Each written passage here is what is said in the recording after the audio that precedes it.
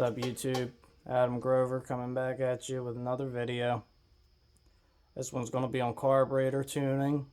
This is for the guys who kind of know the basics, how to rebuild a carburetor, the parts that are kind of in them, things like that. This video was requested, so I'm just going to jump right into it. But if you guys want to see something, comment it. Get a hold of me on Facebook. I'll try to get it covered and do it for you guys. But let's get into this carburetor tuning. See a lot of boxes, carburetor, air filter, scoop. All this is going to be in our little lesson today. Move some of this stuff out of the way. And start with the stuff that I would bring if one of you guys called me up and said, I need my carburetor tuned. Along with the tools I would need to take your carburetor apart. Bring this gauge. This is a vacuum gauge. And these three plastic containers. This is a jet kit from 64 to 99. If you're running something pump gas, this will do the job for you. Really no reason to go any bigger than that. Unless you have alcohol, maybe E85, which is an alcohol-based fuel. Methanol, something like that. This is another jet / carburetor style kit, power valves, and this is really just spare parts at this moment, but this holds like a lot of my power valves. It holds my squirter pumps, as some people call them, diaphragms for the pump, spare parts, needle and seats in there, screws for the squirters, O-rings. It's got a couple different pieces in there. Some stuff's not carb related, but like the O-rings, for example. Another kit that has pumps, power valves, spare parts, a couple fittings, cams for your pump shot.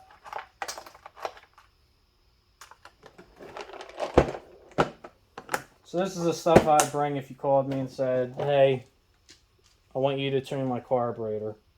And one of the first things I'm going to ask you is if you have a wideband in the car.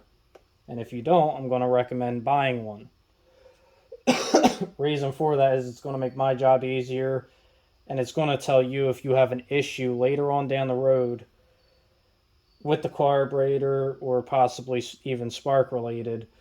But that air fuel delivery gauge wideband tells you everything. I usually buy an AEM one. They're pretty cheap, like $130, $160 depending where you buy them from. I usually get them on Amazon. The whole kit comes with the gauge, comes with the O2 sensor that goes in your exhaust, the bung, everything. So you can wire that up, get it in the car. That's going to make your life a whole lot easier, and it's going to make your tuner's life a lot easier as well. Second thing is, this is what you tune off of. This is a spark plug. A lot of people think, spark plug, it's something simple. You gap it, you shove it in, and that's it. You're done. This tells you everything that your cylinder is doing. And it tells you air fuel delivery all up and down this porcelain. I don't know if I have a pick around. Let me see if I can grab something just to help show you guys a little bit better. A little screwdriver will work.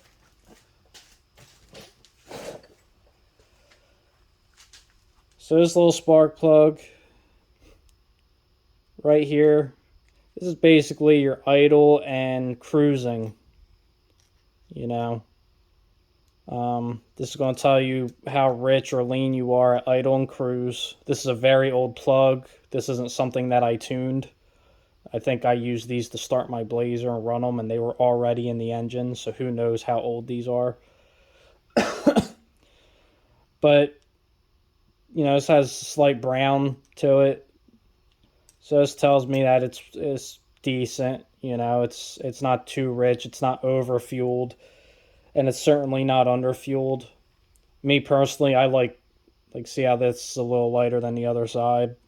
I'm doing a horrible job at holding this. I'm sorry. Please forgive me. But this is a little lighter than this side here. But this is the color I would like to go for around the whole plug. Now your wide open throttle is going to be down in here. You really need a magnifying glass to get inside of this area. They sell them on jegs. If you know what you're looking at, you can kind of look in there and see it. You'll see some guys, they'll cut the threads off their plugs and look at this. That's also a good thing to do if, you know, you want to see what that's doing. But that tells you if you're rich, lean, you know, there's going to be an area. It's called the fuel ring. But that's going to tell you what that cylinder's doing. This and your wideband, they're tools. They're tuning tools. So that's going to tell you exactly where you want to be, along with a time slip on your tune-up, air-fuel ratio wise. Now I had these carburetor kits here. They weren't just for show. There's a reason why I had these sitting up here. These blue gaskets, these are going to be one of the first things you want to put in your carburetor. You know, they're reusable. So anything with the blue means it's reusable. So that's, make sure you put some reusable gaskets in your carburetor, because you're going to be in this thing. If you're racing something, you're going to be in it a lot before it's 100% right. And you're also going to go into it if the air temp changes. I mean, talking kind of drastic. It would have to go from like 50 degrees perfect air to like, I'm going to go as far as 80 to 90 degrees. Some people say that a 5-degree difference makes a big difference, but it all depends on, mainly it's elevation is what I've seen, and if the weather is, you know, from one crazy degree to another degree. So you're going to be in the carburetor a lot is my point. It's never over. This thing, if you're traveling for racing, you're definitely going to rip this apart. I mean, you'll go to a track, you'll see bracket guys always making jet changes. You know, someone who's got it down, I'm sure they got something like this where it's like they go to this square here and they pull out whatever jet they need and boom, they shove it in right off of whatever, you know, their phone says or whatever they're using for atmosphere to read it. But weather does affect these things. We'll pull this apart just to show you guys a little bit. Pumps in here. Me personally, I've never used a 50cc pump. These are 30. A lot of your carburetors come with 30. A lot of the newer ones are always, they never come with a 50cc pump. Some people like the 50cc pumps. Me personally, I've never really used the 50cc pump. So I would leave this. Your needle and seat is in here. That's how you adjust your float, obviously. A needle and seat, they make different sizes, and they do make a difference with your air-fuel ratio and such, especially on like a blow-through application. This needle and seat, it will make a substantial difference. I mean, they make alcohol ones with bigger orifice sizes, and they will change the air-fuel ratio drastically. I'm talking, let's say you have a 12.5 air-fuel and you put, say, an alcohol one in this, it'll change it to like 11.5. It's pretty substantial. These are your jets. Sizing these, again, wide open throttle. You go off of your wideband. If this was the front side of the carburetor, it would have a power valve right here. This is an older Holly, so it has one power valve in it. Some carburetors use 2 power valves. I personally don't like using 2 power valves. I like using 1 power valve. So if this carburetor did have a power valve in it, it would get a cap in it. I would cap that off and I would just concentrate on the front. And how to tune your power valve, you can look up any Holley video and learn this. But the way I do it is I load the car as much as possible and try to find my highest reading of vacuum, and you cut that number in half. I don't care if it's automatic, I don't care if it's a stick, I'll actually load the car and take my total number. So say I have 15 inches of vacuum, I cut that in half, that would be a 7.5 power valve. So that's the size power valve I would need to put in this particular carburetor if I have 15 inches of manifold vacuum under a load. Some people play with them, they change them. I do it the Holley way. I don't have my own little trick or way of doing it. I just listen to Holley on that. It's something I've always done and it's worked. And I'm very basic when it comes to carburetor. I guess carburation or tuning carburetors, however you want to say it. But basic is effective. So I mean, and I use my wideband along with my plug and I read it and I'll make a jet change if I want to either try something or if I'm far off. You know, if I'm at a 12.5 air fuel ratio at wide open throttle, I'm going to lean on it. I'm going to take it closer to like 13 area. That's where I like to be. I like to be right around 12.8 to 13.2, 13.1 for this particular car. You know, this car like 13.1. It didn't matter if the scoop was on it or not. It liked the 13.1 air fuel ratio. So these are your squirters. What I like to do for those is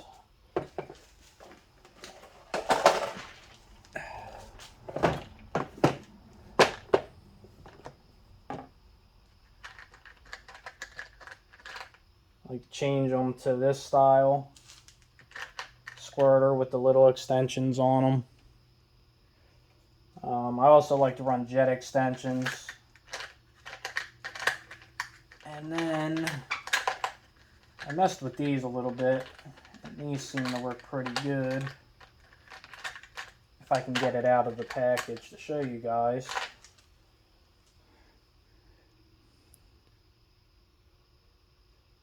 But these came in this kit, and I tried them, and they seem to work pretty decent. And you know, sprays the fuel from inside, and this sucks air through it. I don't know what these are called. I'm sure they have a special name, but pretty neat little squirter. But I've always ran the ones with the jet extensions or squirter extension, whatever. Got like little nozzles on them. Some people call these pump nozzles. You know, I call them a squirter. That would have been easier to grab. There's one right there. But anyway, that's just something I do. The sizing of these is going to matter on how responsive your carburetor is. I can't tell you to put a size in your carburetor and say that it's going to work for your application. Every application is different. Your car might like a 28 size squirter.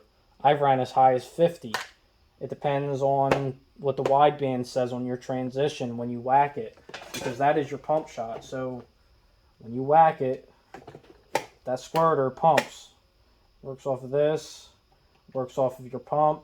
As soon as you hit that, as soon as this rocks, that squirter sends fuel into the carburetor. So, I mean, it all depends on really your combination. I mean, the combination is everything. The carburetor sizing, you know, all that. Some guys have a method to figuring out how many CFMs a engine needs. There's like a whole mathematical way of doing it with head efficiency and cubic inches, and you multiply this by the other, divide it. It's a whole mathematical problem. Me personally, I like playing with things, so I play with different sizes.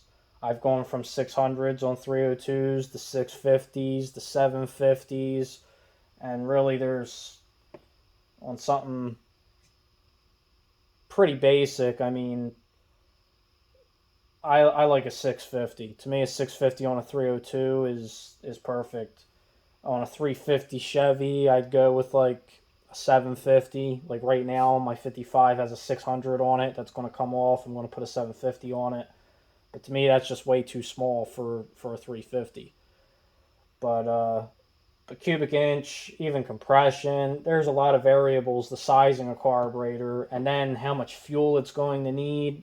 So these things, I don't care who it is. I don't care if it's Pro Systems, Nickerson.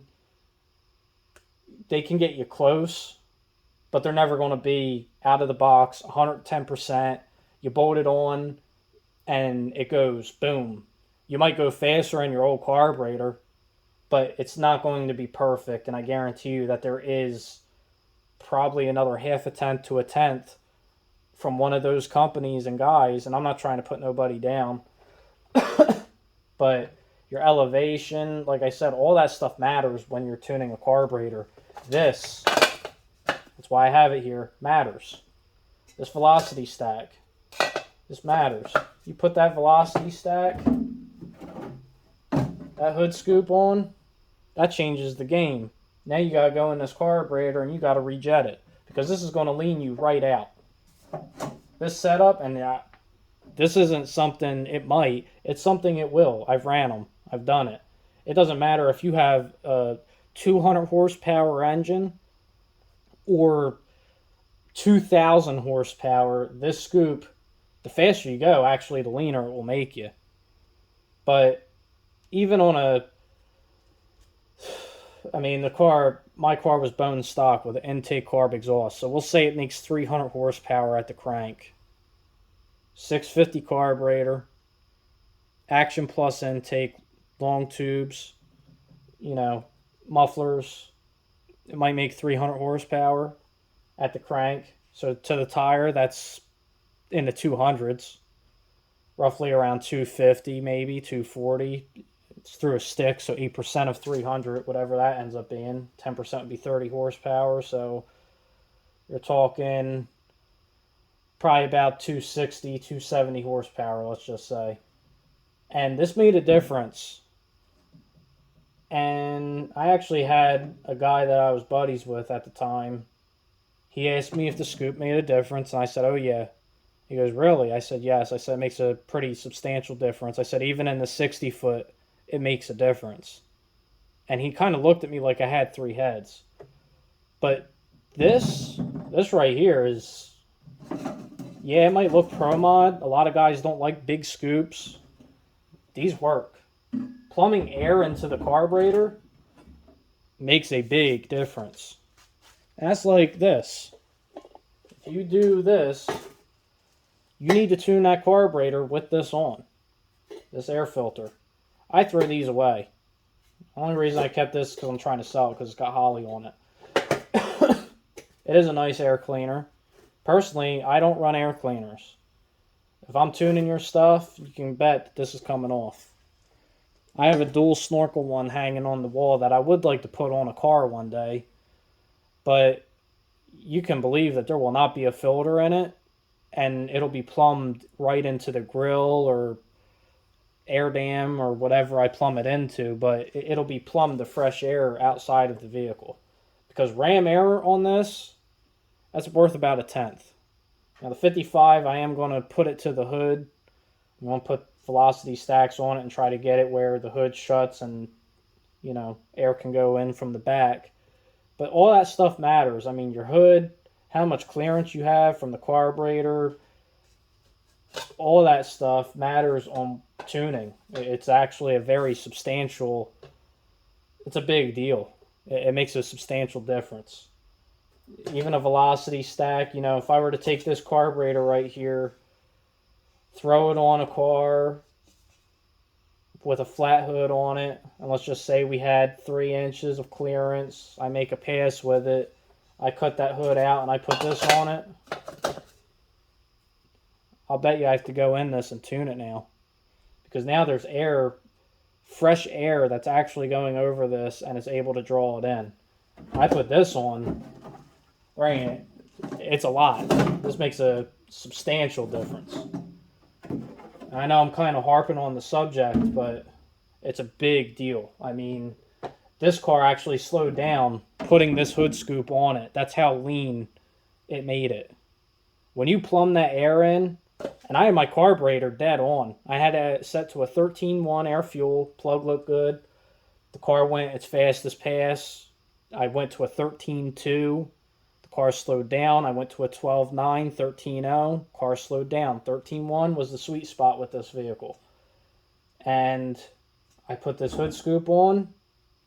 First pass, I took the hood off. And the hood scoop was facing, obviously, forward to the front of the vehicle. I made a pass, and right at about the 8th mile, it turned. And it went like this. And it spun kind of sideways on me.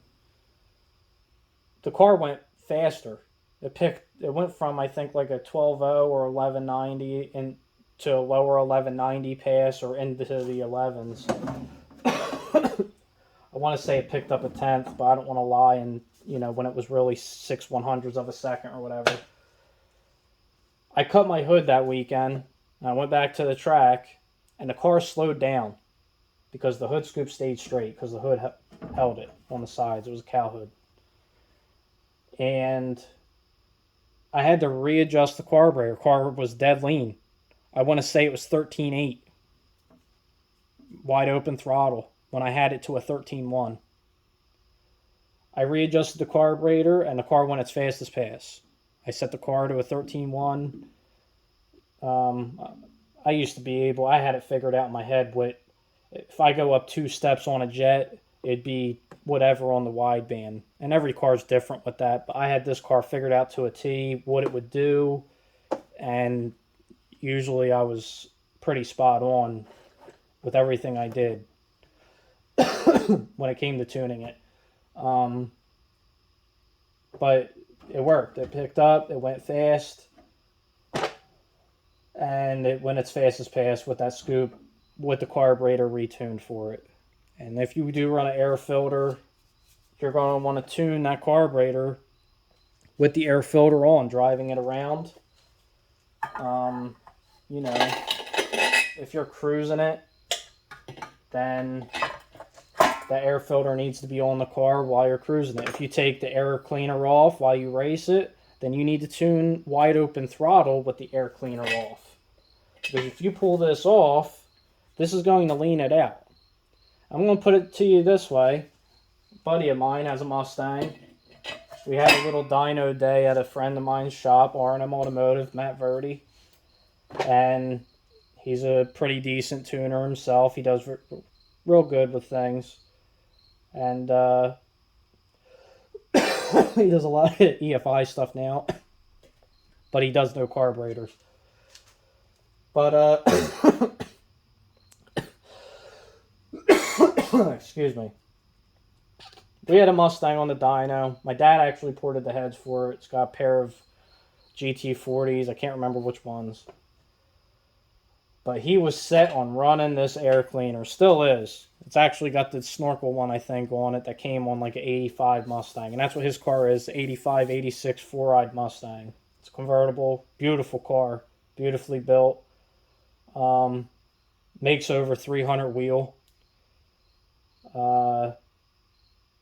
I believe he made 302 or 303 horsepower his first pull.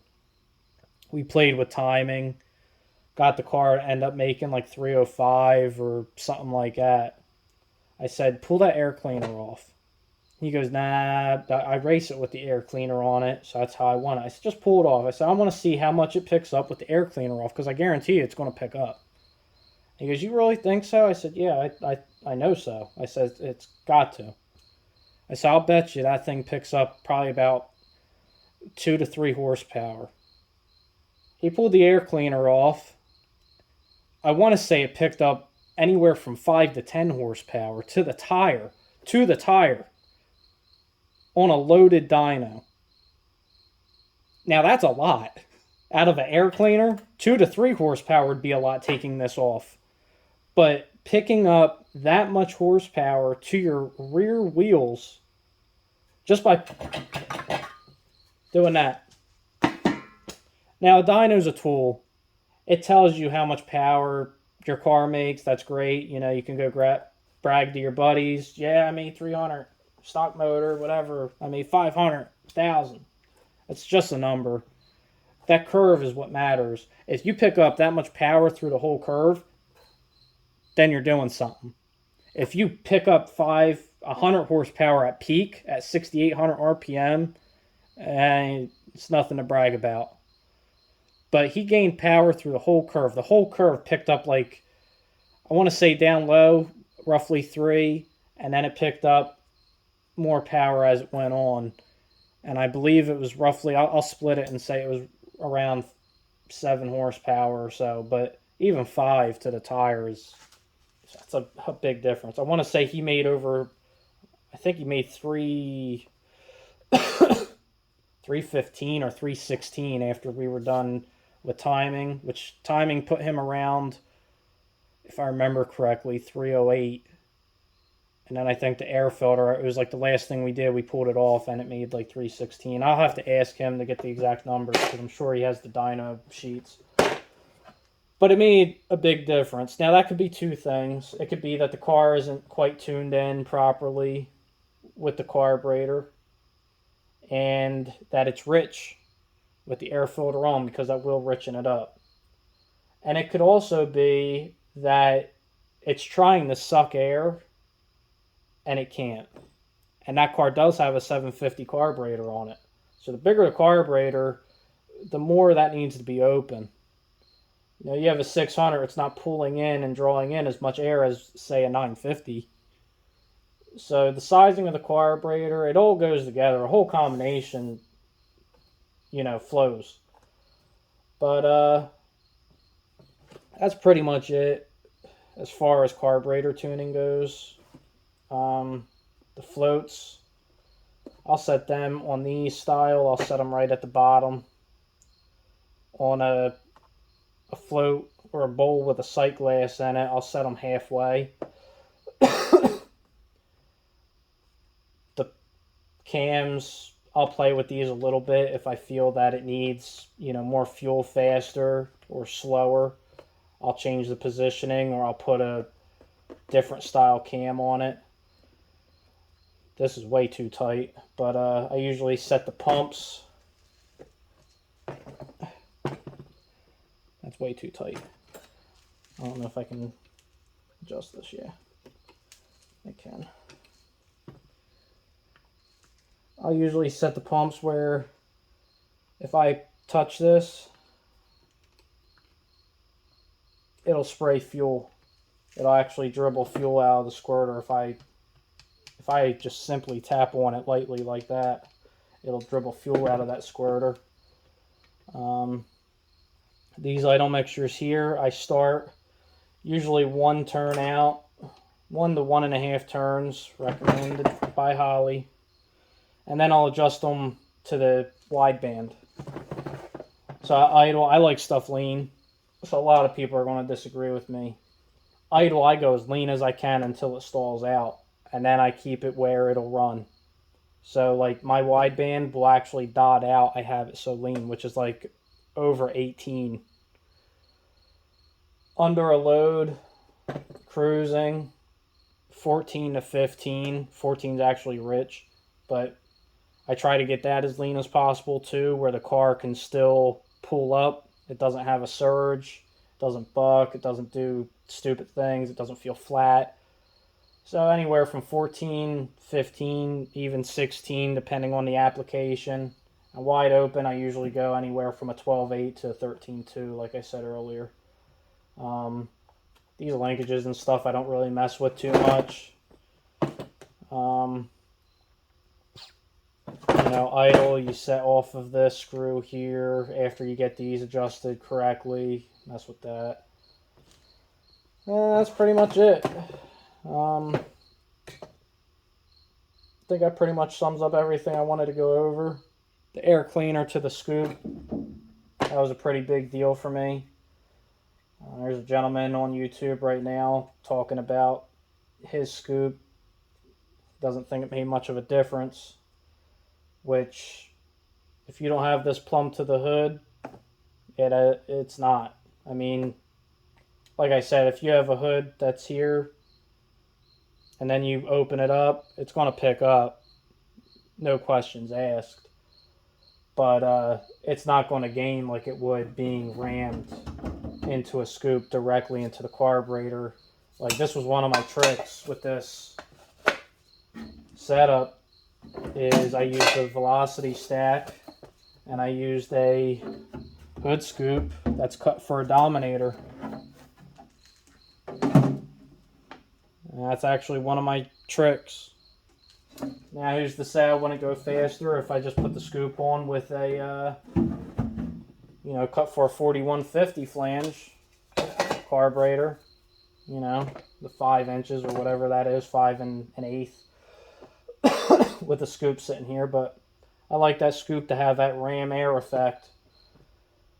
It's just my little, I guess, I can't think of the word. Went right out of my head. My little thing.